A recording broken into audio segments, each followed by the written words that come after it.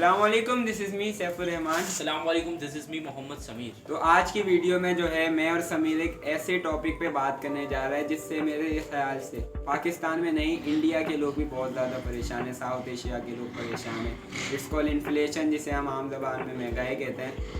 और जो इस पे असल जो बात है इसकी लोग कितना परेशान है इस पर तो ज़रूर बात होगी, लेकिन असल वजह है जो मैं ये बताता चलूँ कि लोग जो है अभी भी गाफिल है, इसलिए क्योंकि वो हमेशा महंगाई पे कहते हैं भाई गवर्नमेंट हमारे निज़ाम को सही नहीं चला रही, कंट्रोल नहीं हो रहा, लेकिन इसको जो है वो सेंट्रल बैंक चलाता है, जिसे यहाँ पे पाकिस्तान में स्टेट बैंक है, वो इसको कंट्रोल करता है। तो समीर से पूछते हैं कि यार आप सुनते होंगे कि आजकल लोग कितना ज़्यादा परेशान है, आप क्या सुन रहे हैं और क्या इसके रीज़न्स है? इसका मेन रीज़न है कि हमारी जो इम्पोर्ट है, बाहर से जो सामान आता है वो ज़्यादा है। और एक एग्रीकल्चर मुल्क होते हुए हम फिर भी सब्जियां, हर चीज़, चावल से लेकर गंदम, हर चीज़ बाहर से इंपोर्ट करते हैं। जबकि हमारा मुल्क, हमारा किसान ये उगा सकता है, क्यों वो उगाता क्यों नहीं है? उस पर टैक्सेस लगाए हुए इतने हमने, इस वजह से वो भी परेशान आ गया हुकूमत से। और हुकूमत के जो रेट्स अभी वो शाया करती है ना जो, लेकिन हमारे वहाँ पर पूरी पूरी लॉबीज़ बनी हुई है, एक सिस्टम बना हुआ है, माफियाज बने हुए हैं, बहुत आटा माफिया है, दीगर माफियाज हैं जो जिन्हें ख़त्म होना चाहिए। वो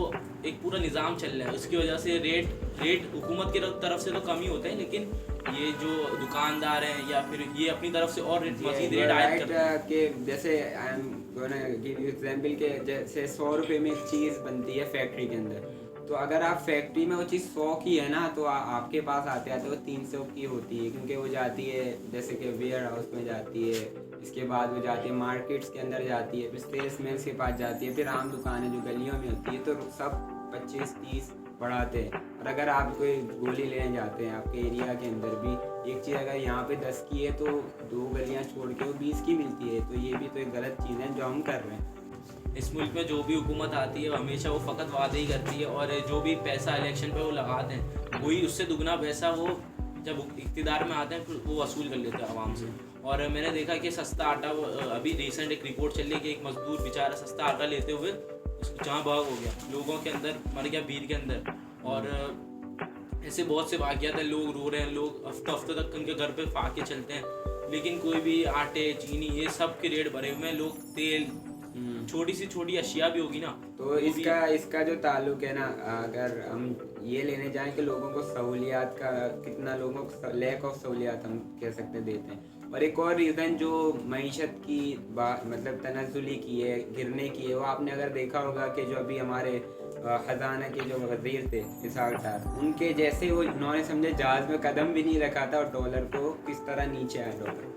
हम देखते हैं कि गवर्नमेंट के अंदर समटाइम ऐसे भी होता है कि हम अपनी जो मईशत होती है उस डॉलर्स को कंट्रोल किया जाता है, IMF से रब्ते किए जाते हैं, थोड़ी देर के लिए लोगों को चूरन काटने के लिए लोगों को पागल इस तरह बनाया जाता है कि वो अपनी डॉलर्स को कम करते हैं, पैसा कम करते हैं, जिसकी वजह से ये होता है कि बाद में जाकर हमारी जो मईशत के रगड़े लगते हैं ना, वो हर बंदा बाद में भुगतते हैं, ऐसे अभी भुगत रहा है। एज यू स्पीक, जैसे कि आपने बात की, लेकिन हम अपने मुल्क को अमीर बना सकते हैं। हम लोग जितने नौजवान हैं या फिर जितने भी मतलब लोग रहने वाले हैं ना, अपने मुल्क को ऊपर ला सकते हैं, लेकिन इसके लिए हमें IT की दुनिया में कदम रखना पड़ेगा। लेकिन हमारे जो तालीमी इदारे वो तो इस काबिल ही नहीं है कि IT कुछ पढ़ाएं, वो तो बस 19वीं सेंचुरी का ही पढ़ाते रहते हैं। वो निज़ाम को चेंज करने की ज़रूरत है अभी, और ये चेंज आएगा, बदलाव आएगा। अभी अमेज़ॉन भी रिसेंटली अभी लॉन्च हुआ था पाकिस्तान में, लेकिन 2 नंबरी की लोगों की वजह से 2 नंबर वो बैन कर दिया गया पाकिस्तान, लेकिन इससे बहुत नुकसान हुआ। Tourism is also gold point.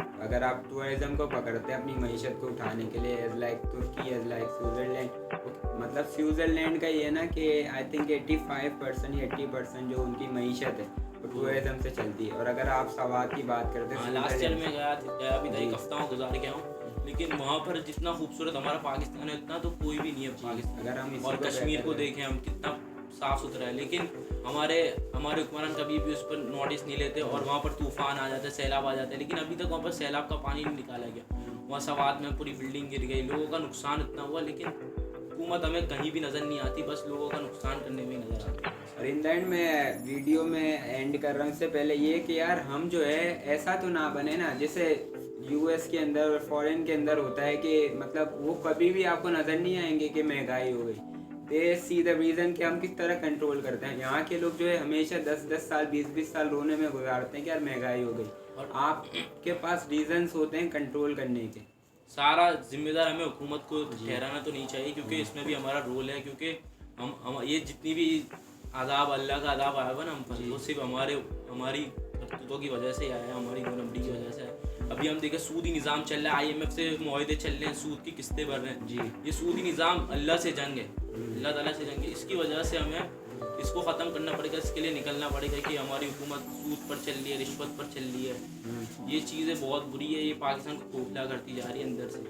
तो इस पर ज़रूर हमें देखना पड़ेगा कि आवाम को देखना पड़ेगा कि किस तरफ मुल्क जा रहा है। 75 साल पहले कायद-ए-आज़म ने किसी और इस्लाम के नाम पर इस मुल्क को आज़ाद किया गया, लेकिन 75 साल से इतना सिस्टम यहाँ पर मजबूत हो चुका है जी। इसने अपने पंजे इतने मजबूत कर लिए है कि जो सिस्टम है ना, जो भी हुक्मरान आ जाए, हुक्मरान जो भी तब्दील हो जाए, लेकिन ये जो सिस्टम है ना, वो सिस्टम ही ख़राब है, माफियाज बने हुए हैं। ये आपने बिल्कुल सही बात की, लेकिन मैं देखता हूँ कि हमारी जो गवर्नमेंट होती है, हमारी कंट्री की जो इकोनॉमिस्ट होते हैं, उनको बिल्कुल भी अपने साथ लिंक नहीं करती है। अगर हम इकोनॉमिस्ट, उनके पास एक, मैंने देखता हूँ अक्सर जो शोज होते हैं, उनके पास इतने अच्छे तरीके होते हैं कंट्रोल करने के अपनी इकोनॉमी को। तो मैं इन लोगों से भी कहूँगा कि आप जो है, हम मुख्तलिफ वीडियोस हम बना रहे हैं, तो अगर आपके नज़दीक मैं समझता हूँ कि आप हमसे ज़्यादा अच्छा सोच सकते हैं कि किस तरह महंगाई के हवाले से कोई भी टॉपिक हो तो आप हमें ज़रूर बताएं, हमारी टीम को बताएं।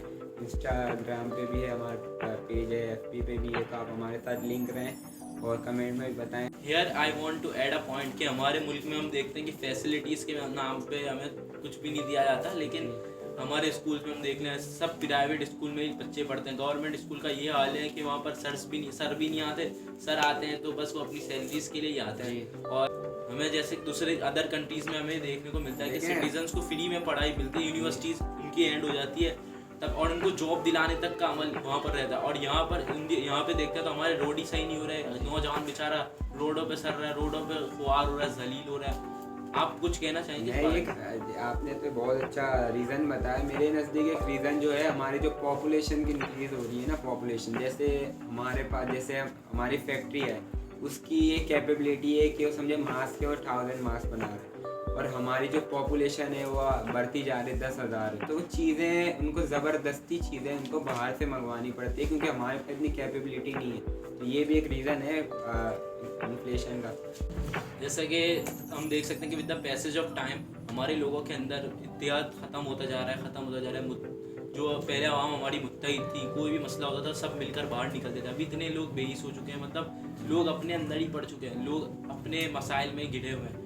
मुल्क के मसले पर कोई बात नहीं करता। हमारा मुल्क किस तरह डाउनफॉल कर रहा है।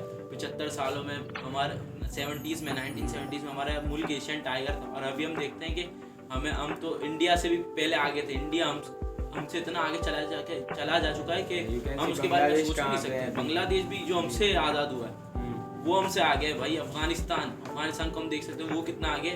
मेन कॉज इसका ये है कि हमारे अंदर बिल्कुल भी इत्तेहाद नहीं है। हम अलहदा हो चुके हैं, टुकड़ों में बढ़ गए हैं, फिरका वारियत कर रहे हैं हम। और आप कह सकते हैं कि मैं ये भी ऐड करूँगा कि यार, अगर जैसे इकनॉमी को कंट्रोल करने के लिए अगर हमारी हुकूमत को इकनॉमिक्स लॉ बना रही है कि किस तरह हमें टैक्स, जैसे बोलते हैं कि इस टैक्स को इतना टैक्स हो, तो हम लोग टैक्स भी नहीं भरते हैं और फिर क्लेम भी करते हैं। तो ये बहुत सारी रीजंस थी जो मैंने और समीर ने आपको बताई।